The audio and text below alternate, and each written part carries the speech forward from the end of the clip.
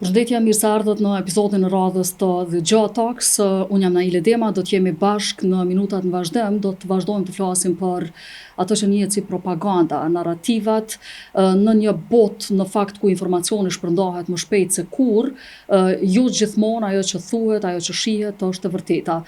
Shpesh ndërtohen narrativa, propaganda, ndërtohen të vërteta, le t'i quajmë kushtimisht, dhe në këtë realitet të ri, propaganda jo gjithmonë vjen me zot nalt, ajo në plot raste vjen si një postim, si një deklarate dikujt, si përsëritje e një narrative e cila përsëritet derisa të bëhet e besueshme për shumë njerëz, pavarësisht faktit që mund të jetë thjesht një propagandë dhe të mos jetë e vërtetë.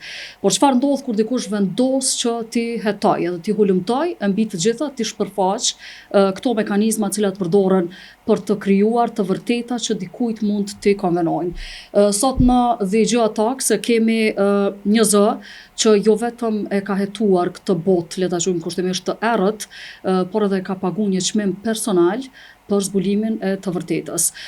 Jessikka Aro është gazetare investigative, vjen nga Finlanda në fakt, është e njohur ndërkombëtarisht për hulumtimet e saj, vazhdimin e hulumtimeve tona që janë bërë rreth rrjeteve të propagandës, të cilat ndryshe njihen dhe troll farms ruse, një punë e cila e ka vendosur Jessikën dhe jo vetëm edhe familjen e saj në qendër të kritikave, në qendër të kërcënimeve, të shantazheve dhe të rreziqeve të ndryshme. Është edhe autore e librit Putin's Trolls, ka dokumentuar sistemin, por e ka dokumentuar mbi gjitha edhe ndikimin real që këto narrativa e kanë në jetën e përditshme të njerëzve. Jessikka, welcome to the Geotalks. Thank you very much for your time. Thank you so much, it's an honor. It's a pleasure to have you here. What first made you, let's say, interested in investigating Russian propaganda and the trolls? I have been living in Moscow and also working in Russia, and I noticed that there is so much propaganda online as well as on television, and Putin giving speeches while I was living there. And when I then became a journalist, I noticed that Russian information warfare is active online, as really brave Russian journalists had uncovered a troll factory in St. Petersburg 2013. So when I learned about that, I realized that if there are anonymous propaganda, social media trolls spreading disinformation and lies on behalf of Putin, that might be a threat to Finnish people. And if we can explain in simple, let's say simple words, how these troll farms work, how they are organized, what they do. This troll factory in St. Petersburg, which I also visited with my colleague 2015, it was a very basic office building in St. Petersburg surroundings, and it hosted hundreds of workers, young adults, who went to work 9 a.m. in the morning and worked for 12-hour shifts and then left 9 in the evening. And then a night shift of new workers came, and they were tasked with basically pretending to be real people who have opinions and who are sharing information online. However, they were receiving money from it. So they were given, according to some of the interviews that we made with some people who had previously worked in the factory, and according to the revelations of the Russian investigative journalists, they were given new themes by their supervisors every day to write about. And when we went to the troll factory, we also found that they had a recruitment job ads. Wow. They were looking for new employees. And of course, they were not looking for Russian trolls interfering foreign elections. Instead, the office portrayed itself as just internet research agency company, business company, and they were looking for social media managers, graphic designers, and copywriters. Very well organized. Very well organized, like a factory, really, like a factory, Russian journalists labeled it a troll factory. It's terrible when you think about that kind of things. How do you feel? How did you feel while you were investigated about this kind of things? I was a little bit worried about what kind of impact these social media propaganda trolls might have in real peoples, also Finnish peoples, and also, in Finland we had and still have Russian speakers. How are they influenced? So I felt curiosity and need for information, and also a need to inform the citizens and audiences about this new phenomenon. Back then, we didn't even have a stable word or a concept of Russia troll, like someone who is being paid to spread propaganda. So I just felt journalistic needs. Yes. And what do you think, why this kind of propaganda is so powerful today? It's powerful because it's designed to be powerful, and it's designed to impact, it target people's consciousness and psychology. So some of the material spread by the Kremlins, there are always security services who are behind these factories and who give Security directions. services. Yes, Okay. such as the FSB or Russian military intelligence, GRU.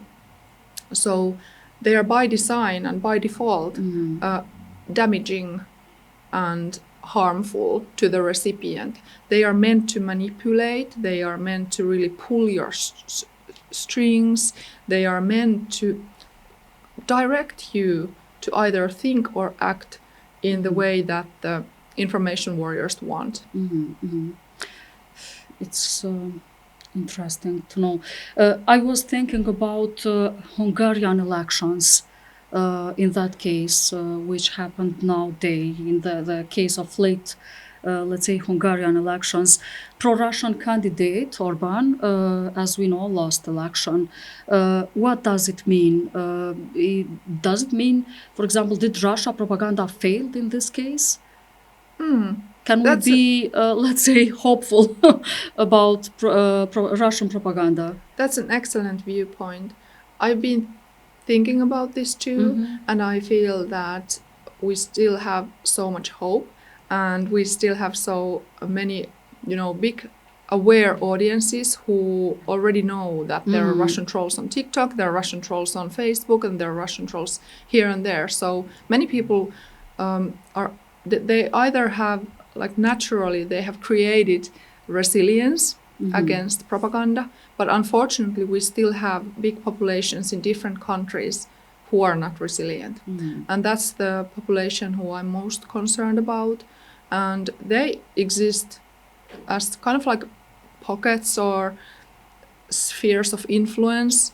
For example, in former East Germany, when there has been polls to people asking who is actually in charge of the war against Ukraine, around half of the people believe that it is in fact NATO, because according to them, NATO has irritated Russia for so long that Russia really needed to react.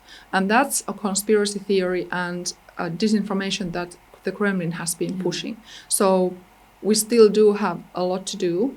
And in information warfare, there are wins for the Kremlin, and then there are massive losses, like the case in Hungary you mentioned. I would like to know, Jessikka, what are the biggest dangers of disinformation for our societies in nowadays, of course?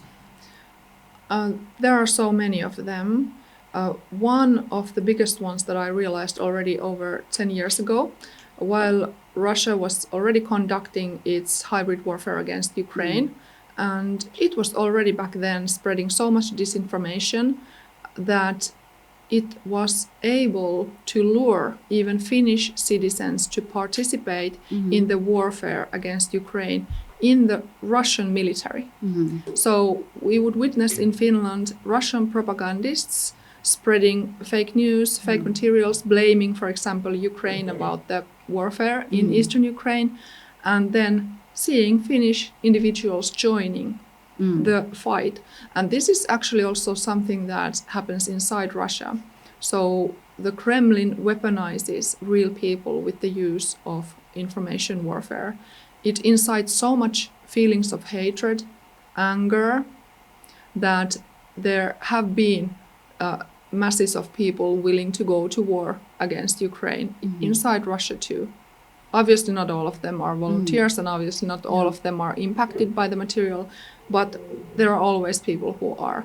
And that's why it's a security threat in so many different areas too. We witnessed, for example, in the US presidential elections 2016, how real American people and audiences were incited to join protests to the streets, some of them partly violent, that were organized and invited by Russian trolls from the St. Petersburg troll factory.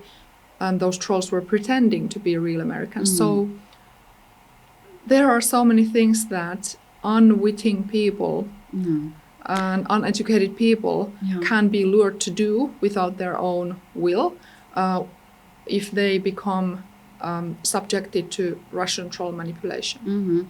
And for that, I think it's very important for people to be able to recognize fake news or manipulation online.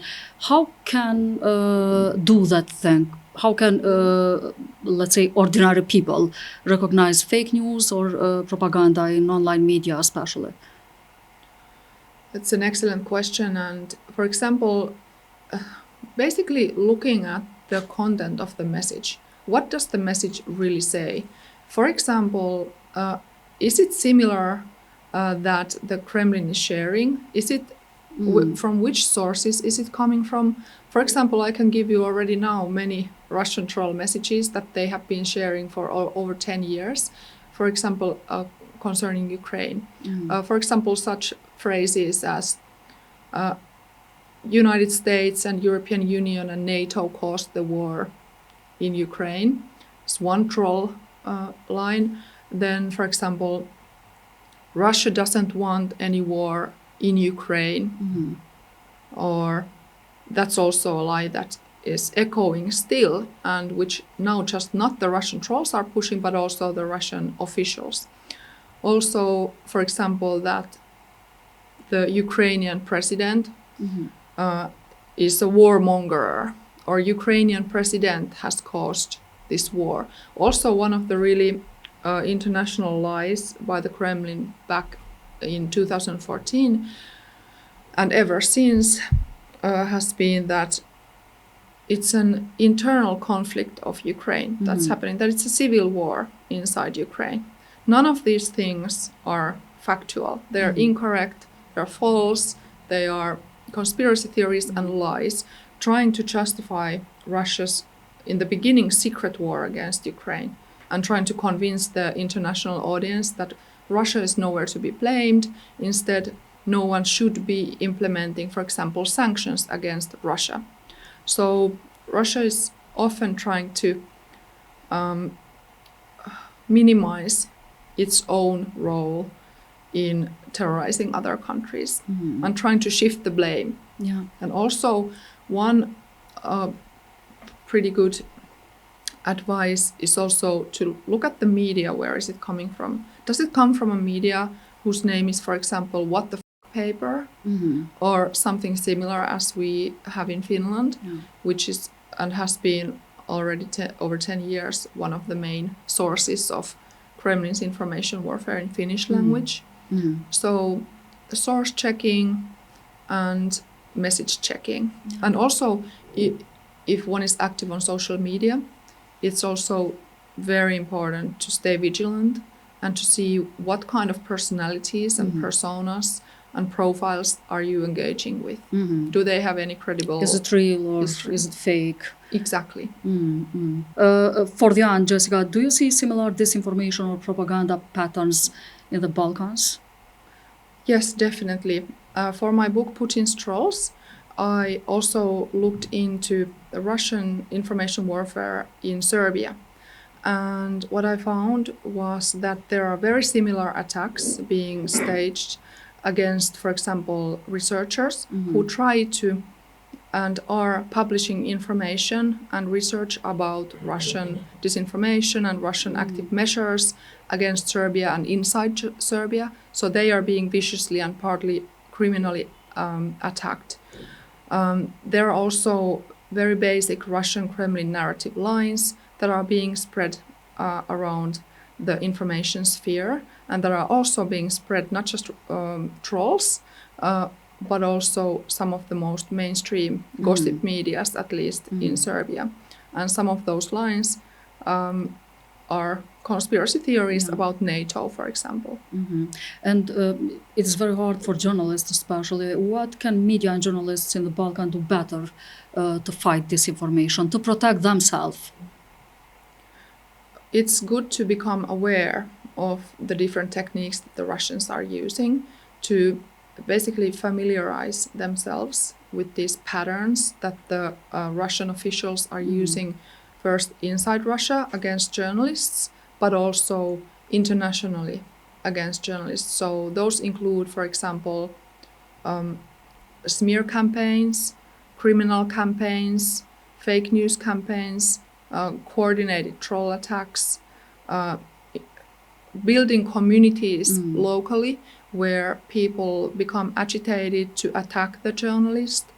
So basically these kind of proxy online attacks that look like they come from local communities when in fact they have been incited. And those are the most obvious cyber threats of today. But then, of course, unfortunately, some of these threats do not stay in the cyber sphere. For example, in my case, after I had been attacked online by pro-Kremlin actors and people agitated by them online, I also started to face, according to the police who made a threat assessment, and I was threatened by impulsive violence if I'm in the wrong place in the wrong time. So basically, if someone had been reading too much of this hate-inciting material about me, if they saw me in the streets, they might attack me. And that's actually also one of the grave security threats that the information warfare is causing. Yes. Thank you very much, Jessikka. We need your voice. Thank you. Thank you very much for being with us in the Geotalks. Faleminderit, miru takofshim në episodin e radhës.